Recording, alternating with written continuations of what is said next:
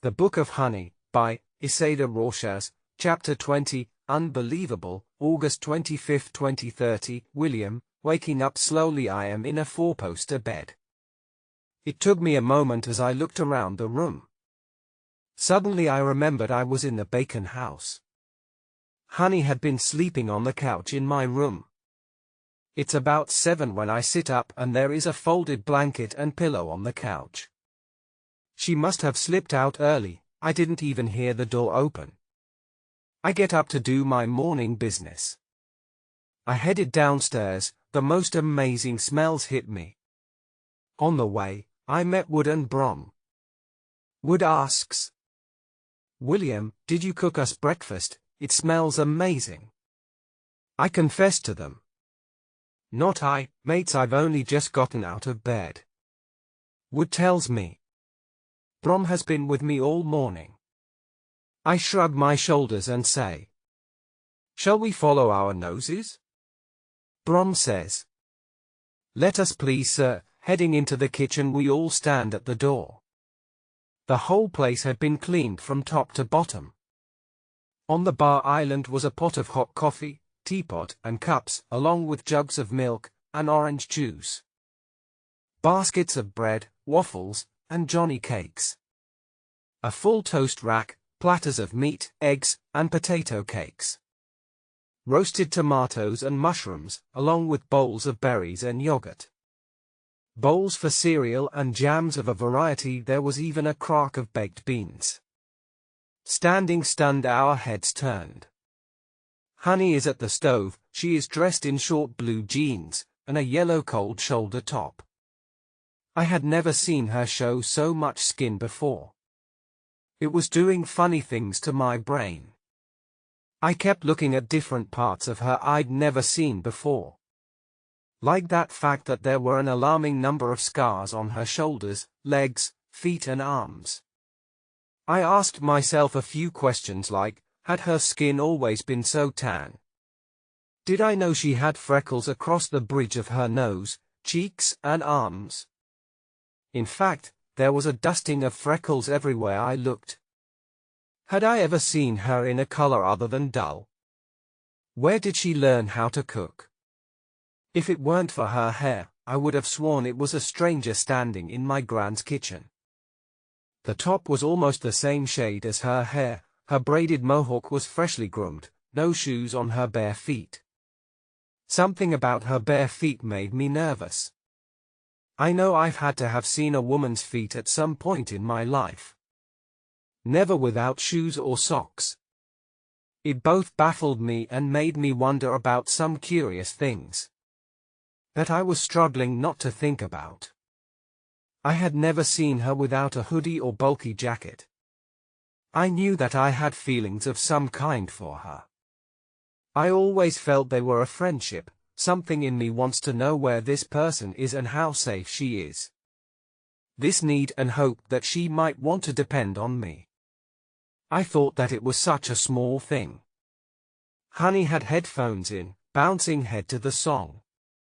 Her leg tapping on the floor, swaying just a bit as she put oven mitts down next to herself. As she was scooping something. Waiting for the timer to go off. Moving around the kitchen like she'd been here before. I had always known since I'd first met her that she was strong, admirable, and smart. Sometimes too smart for her own good. Things about her were always catching me by surprise. Mesmerizing me to look and see what I hadn't seen the last time. This was the first time my tongue was itching to call her beautiful. That's what Honey was, simply beautiful. I was itching to hold a hand out to her and dance. To see the look on her face as I twirl her around the room. I hadn't done it in a while. I've never wanted to dance with someone so much. Touching was not wise with Honey. I'd already been warned that sudden and unannounced movements were a no thing. I was doing my best to rein in my thoughts. Brom and Wood were waiting for me to give them a sign of how to proceed. The guys and I looked at each other. I put my finger to my lips, the other two nodded. We watch as she puts icing into a bag. There is a beeping, grabbing oven mitts on the counter. Honey pulls out some of the prettiest cinnamon rolls I'd ever seen. That was about the time she turned to see us standing there. She stopped to stare at us holding the hot pan in her mitts. She didn't let the surprise show on her face. But she takes a sharp breath, as her shoulders rise and fall very frustrated. The stove starts to beep because it was open too long. Without looking, she kicked her foot back to close the door and we all bust out laughing, while we are falling all over ourselves. She ices the rolls, takes the headphones from her ears, and brought the pan over to the island. Glaring at all of us, the first thing she says is, "What the hell are all of you laughing at?" I confessed through laughter. "I couldn't help it, you did it so straight-faced." "This is very surprising to see. When did you start doing all this?" Honey tells us. "About 4, I had to clean before I got started." Wood cuts in and says, "Missy, might we sit at your table and eat with you?" Honey nods and says, "I'm not going to eat this all, so you might as well." We sit down. Brom and Wood both reach for the coffee first. I pour myself a cup of tea. We all dig in. Everything I reached for was good. Wood and Brom both stuff themselves equally. I say, "This is all amazing." The other two agreed. Honey shrugs and introduces herself. "You all did a lot yesterday and I was up, so no big deal. You guys can call me Honey, that's my name." Wood and Brom introduced themselves. "It is nice to meet you, Honey. I'm Woodley Robertson, everyone calls me Wood." Wood has short dark red hair, is pale, not a head taller than 5'5". Wood is in his late 20s. He's well-kept and gives off a rocker vibe. Ears with studded piercings, a goatee beard, wears a lot of colored leather, metal, and jeans. There doesn't seem to be a lot to him at all. He likes to make you think he's shallow. He is one of my most trusted and reliable detectives, and I hesitate to use the word friend. That is as close as I can say I am to him. He is a loudmouth man, who likes to challenge big people just to hear his voice doing so. I noted that Honey was just a bit taller than Wood now. She has grown since the last time I saw her almost a year ago now. It will be amazing to watch him try to pull his usual shit with her. I don't even think I'll warn him about her like I did with Beck. Should be fun to watch. He has caused me more trouble than just about anyone on any of my teams. His talent lies in his street contacts. Wood has a large following online and with people that often go unnoticed in passing. When he has a scent of something, he often makes it happen without force. He knows a guy that knows a guy. Good at talking people down from ledges and turning themselves in. Even when he is mostly all mouth and no trousers. Considers himself a ladies' man. Truth be told, I have seen more than one of his dates over the time I've known him. They are never less than stunning beauties. Wood makes no sense to me. He is the most annoying man I've ever met. Always his own best promoter, tooting his fucking horn whether they want to hear it at all. I once asked Brom where Wood kept his tact and charisma. I have yet to even witness that he has any. Brom said he kept it in a small drawer and only brought it out for women.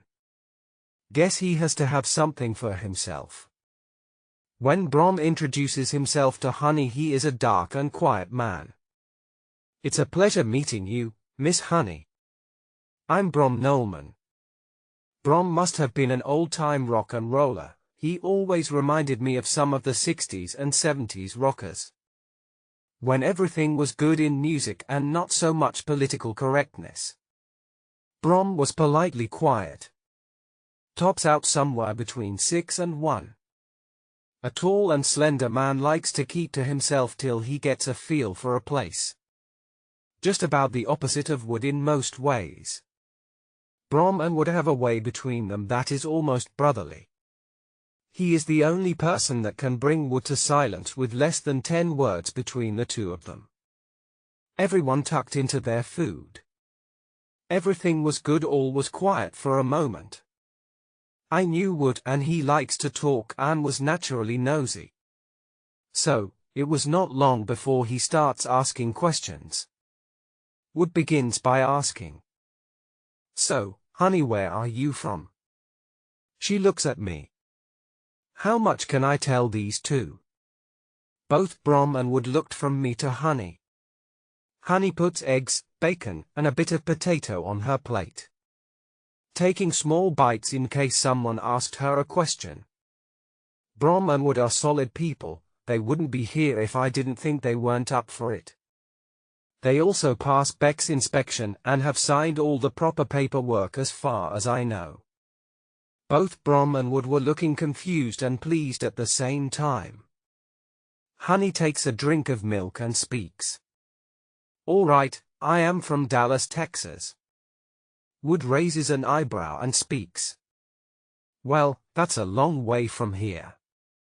Honey adds, "I haven't lived there since I was 5, but I still consider it my home." I've never heard her talk about her upbringing since the recording she made with Beck. There were some things I was curious about. If Honey didn't want to give, she would not be lured in like most people. She doesn't fall for small talk, unless she's using it to pump others for their info. Wood asked her, "How'd you come to be in this predicament, or am I allowed to ask?" Wood looks at me. I say to the pair of them, "I don't know why the two of you keep looking at me.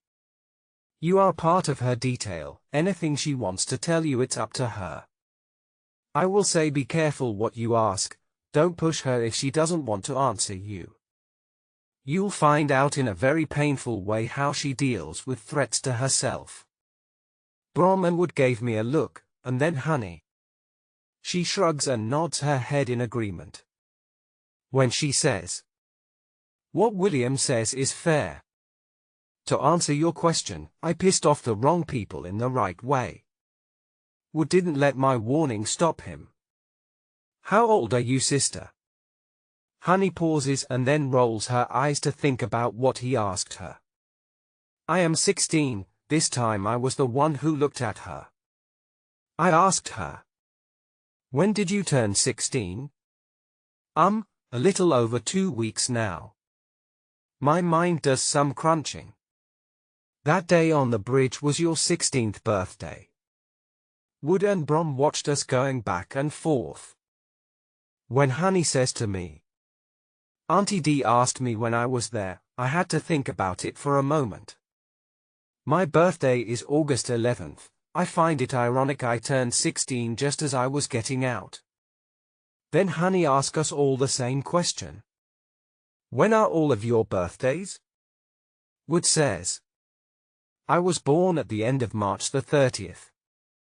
Brom, "I was born December 16th, then I say, "My birthday is May 21st.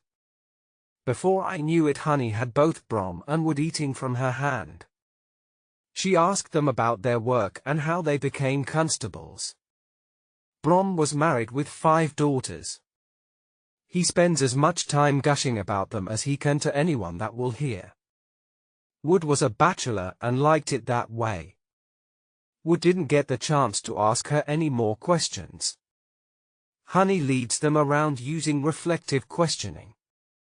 Honey stands up suddenly when she is done. "I cooked so you all clean. William, you promised to take me around this place as soon as I've come down. If you're not done by the time I come back, I will not be making dinner tonight." She heads for the stairs. Wood just asked, "Did she just say she was cooking us dinner tonight?" Nodding, I tell them, "I believe she just did, mates." Brom asks, "What do you think she will be making?" I say to them, "I don't know, but we had best get on with it so we can find out." Besides, the two of you are taking the truck back and grabbing the rest of her stuff after you help me. They both answer, "Yes, sir," as we're cleaning up. Brom says to me, "She is not what I was expecting for an asset." I shrug and say, "You are both in for a world of surprise. The only warning I will give you two is don't take her lightly." Wood says, "She doesn't look like much, I could take her." I say flat out, "No, you couldn't, Wood." Wood ignores this and says, "The two of you seemed familiar." I told him, "We've worked together for almost a year now. Most of it was across the world behind a computer. So, I am learning here like the two of you. I've already been threatened, so I'm on my best behavior. Setting aside all the crap, I expect you both do the same." Brom says, "William, I've never seen you so invested before." I sigh. That is because she is a person that is the most deserving of our protection and support. If I hear either of you have done anything to cause her real grief, I will make you pay for it. Wood follows up with, "We're being well fed and paid for this job. So, if that doesn't change, I'm willing to treat her like a princess and call her Your Highness. If that is what it takes."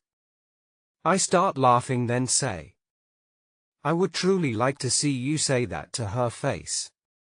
Wood says, "If she gives me a reason to." I shake my head and get back to cleaning. Brom keeps his gaze on me for a moment, then goes back to cleaning as well. Wood whines a bit longer, but if you don't feed his rants, he usually dies down. We do fast work of the cleanup. Both Brom and Wood are gone by the time Honey comes back wearing a sensible pair of shoes. She asks where they went. I told her. They will be back this evening. They have some errands to run. Honey asks me, "Are you ready to go, William?" I told her, "Yes, we'll be heading out the north side gate, making our way through the forest, then back through the western gate. Then after lunch, I'll take you around the house." She says, "All right," heading to the north door that leads out into the gardens and living areas around the Bacon house. We pass by the outdoor kitchen and patio. There was a tennis court, an empty greenhouse, and a pool house. Out the gate, we walk towards the forest area. I start to tell Honey about the Bacon house. The house sits on top of a substantially grassy knoll. The north side is covered in forest and the south is mostly farmlands and pastures. Because Bacon House is no longer a farming land, I rent the pastures out to local farmers who want to rotate their livestock. Honey asks me, "How close are the neighbors?" I say, "More than 16 kilometers or 10 miles in any direction. Southwest is the permaculture forest. Locals maintain it for me and I get a % of any profits, and they send me baskets of apples, pears, black currants, and lemons. Whatever was in season at the time. This happens 4 times a year." Honey asks me sensible questions. "What do you do with all that food?" I told her, "I know some locals that are willing to can and preserve it for me. Then I give them half for payment. Some I give to food banks and my office. Past the forest is a stream that runs east into a lake. You need a permit to fish there. It is considered poaching if you don't, and you can get fined by the game warden if they catch or report you. Once we pass the forest, the knoll takes a sharp plunge to the bottom. From the top, you can see green fields and a blue sky." Honey takes a deep breath, saying to me, "This place is beautiful. Where did you learn this stuff, William?" I tell Honey, "My granddad, this was his place, and he knew that I loved it, so he left it to me. I spent a lot of time here with him, just walking around seeing everything. Everything I know and do with this place he taught me how. Honey seemed to be excited to press on. She says to me, "Let's keep going." I smiled as she was hopping around all over, taking in everything. So, I say to her, "You seem excited, honey." She says, "Are you kidding? I know I'm supposed to be keeping my head down. But I'm outside in the sunshine and I don't have to pretend to be stupid. I'm keeping an eye out, but today I am free." Honey stops for a moment. She lets out a big breath. It was like she was taking her time to steady herself. I speak. "Let's go." We make our way down the hill through the forest. On the other side, there is a small stream that feeds into a lake. Honey took her shoes off at the water's edge. I find us some stones to skip. Once we each managed to skip one, we made our way west and away from the stream. I was getting excited myself. We were coming across one of my favorite places. I have something to show you. The forest changed slightly as we kept moving. Instead of the thick brush like before, the trees were more even and spaced out. There were also different types of bushes and smaller trees in between. Honey asks, "What is this place?" I told Honey, "This is a permaculture forest. Each season there are all sorts of things that are grown and are picked from here. Everything just sort of grows of its own accord. Spring is a lot of leafy greens, berries, spring onions, garlic, turnips, and even wild carrots grow. We also have hunting seasons. We get rabbits, deer, pheasant, partridge, and woodcock, which goes great with spring mushrooms in a stew." I go on about different things that grow and are hunted during the different seasons. Honey is all ears, giving me eye contact, paying full attention to everything I said, while looking around and taking in everything. When there is a lull in the conversation, she asks very thoughtful questions. "Do you do a lot of hunting, William?" I told her. I did when I was younger. Gran and Grandad were both hunters. They had a group of friends that would get together. Though there was always a bit more drinking and talking than hunting most of the time. Except for when my Gran came with us. She would say to the whole group, "You doddering old sods. Shut your gobs, so I and my boys can bag us some plump prizes." Honey burst out laughing at that. It was always surprising when she did that. Honey asked me, "Did she usually get what she was looking for?" I nodded. "Oh, yes, when Isla Kingsley Yates came to hunt, she always walked away with the biggest prizes, laughing at all the old men claiming to be the best hunters in the province. Only one man ever kept up with her on a hunt was Robert Magnuson."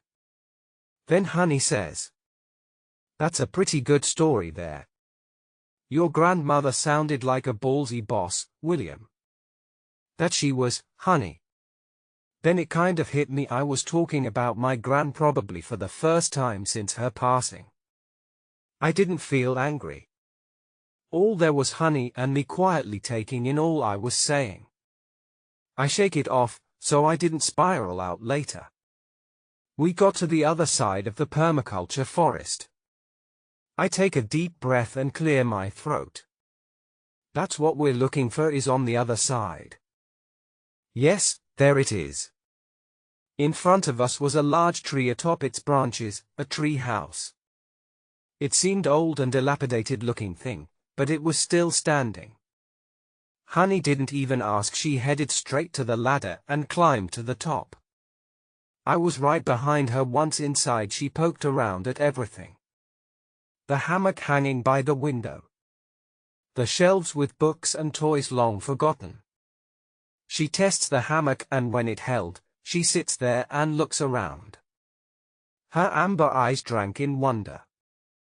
I do like the way her eyes take in everything she's looking at. Hopefully always for the best.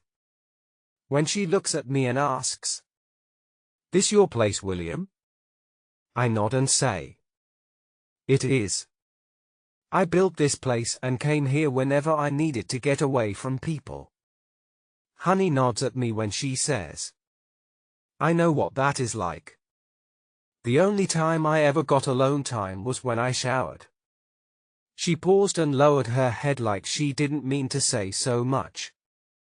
I ask her. Do you ever want to talk about it? You say small snippets, but you hold back. You know I've learned a lot since we first met. Looking at her hands, she nods. When she pauses, I think she has just shut me out like always. Something surprised me. When a drop of water hit the floor right in front of Honey. My heart almost stills inside my chest. Disbelieving it was even real. When Honey finally spoke. It was a quiet sound like she was far away. I'm in so much denial right now, William, I can verily believe that I'm here. I see it, I hear it, I verily believe it. That I don't have to go back. I'm still waiting for the shoe to fall and hit me in the head. I'm trying hard to keep it together. Tears fell fast and silently till they hit the floor. On Honey Talks. At night I stare at the dark hoping I'm not in one of the pits. That they are not on their way here to take me back. That I'm doing and saying what I want. I feel so guilty for leaving my kids. I know that staying with them wouldn't help them. The best thing I could have done was sent them Bruce Beck. I ask her. Do you miss Beck, honey? She nods to me. Yep, he makes me feel safe. He feels like home to me. A place so far away I don't even know if I could find it. I thought he was going to be in town, but he's not. He's not, and I know why, and there is nothing I can do about it from here. I was frozen at seeing all of Honey's feelings wash over her. Overwhelming her one after another. Her head was so low that I couldn't see her face. I knelt in front of Honey to look up at her.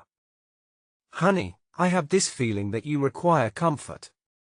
I would very much like to be the one to give it to you if that's all right. Staring down at me, she closes her eyes and nods. Come here. Honey puts her arms around my neck. I pull her into an embrace. Feeling the wet drops hit my shoulder. Hugging her small sturdy frame, she is so warm I almost couldn't believe someone could be so warm all by themselves. When she whispers to me, William, I am so overwhelmed by everything. I don't know what to do with myself. I know that I couldn't hold out for much longer. Holding tight, wanting her to feel safe. I try to reassure her. You know it's going to be all right. I feel her nod. William, keep your eyes on me. I don't want to disappear again without anybody noticing. I remember Beck saying it would be a shame if Honey disappeared on us now. Before she fell apart after JJ tried to assault her. I wonder, as she asked me to keep an eye on her, she was thinking about what he said. So, I say to her. I promise you if I can't, I will always have someone I trust to be there. I have no intention of letting you disappear on me. Breathing in deeply, she let me go. Pulling herself back together to keep on. Honey asks me. Can we keep going, William? Yes, let's be off.